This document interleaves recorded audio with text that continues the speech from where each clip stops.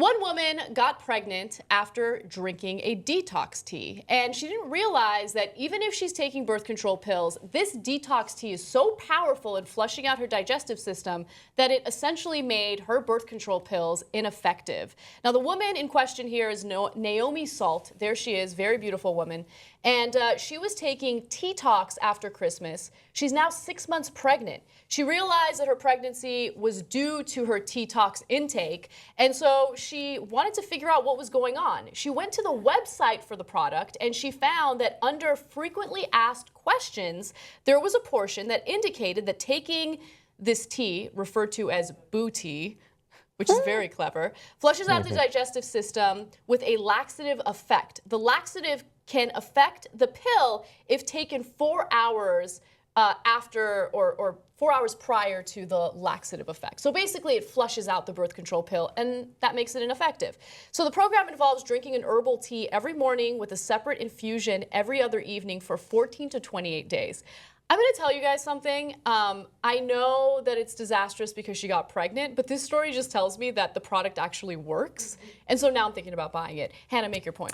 I think, if you're going to do any sort of diet thing, that you should definitely read the instructions. But at the same time, if it's something so serious as, I don't know, getting pregnant and bringing a child into the world, I think the company should be a lot more diligent about notifying the users on their packaging. I drink tea. I don't read the package before tea. I drink tea. You know what I mean? You think it's such like an herbal thing, an everyday thing, that you don't even think that it could have an effect on certain medications, so they obviously should be a lot more diligent. Absolutely. What I find ironic is that this tea is intended to improve the shape of your body, and then it ends up getting you pregnant, which ruins your body forever.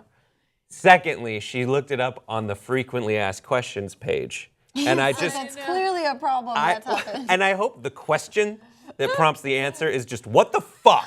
I know. It's amazing. Well, unfortunately, she has a steep hill to climb. That's what you do to tea. And I know that because a Polish friend taught me. I'm not good at jokes, but I feel like I nailed it with that one. You did. All right. Here's the question for the story. The question is, what diet trend have you fallen for and tried? Hannah. So I tried juicing. I signed up for a 3-day juice cleanse. I was so enthusiastic about it. In fact, I got my mom and my sister to it. I was like, we're going to juice, we're going to lose weight, it's going to be so sexy, I'm going to look good in a bikini. I lasted like 24 hours. Why? What was it like? I hated it because you're just drinking liquids, and I don't like. You're drinking sugary liquid. Yeah, that's the issue. Is I got such a headache from so much sugar. Yes. It was too much sugar in my body. I felt sick. I felt gross. What did you juice? What fruits? There were fruits, there were veggies, there were green juices and red juices. There were all different kinds of juices, and then I stopped and I got a burger. Nice. Good for you. Yes.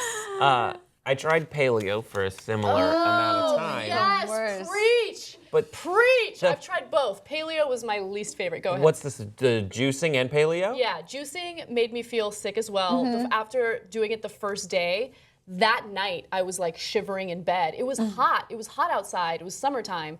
But first of all, you're malnourished. Second of all, you're not getting any fiber from the fruit, which is the best part. And third of all, you're consuming sugary substances. And no protein either. No protein. Right. It's not good for you. Don't fall for that bullshit. Go ahead. Yeah, so the paleo issue, what really stopped it, I'd like to say that it was like, I read that your body actually needs carbs. But no, it was like that we couldn't drink on it.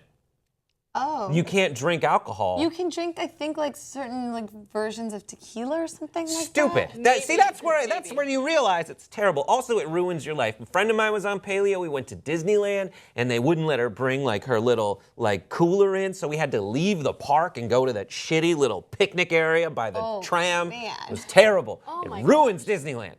Yeah, here's the thing. You guys already know which diets I've tried. I just mentioned them right now. I tried Whole30, which is essentially paleo, but the only thing that's ever worked for me in terms of keeping in shape is moderation.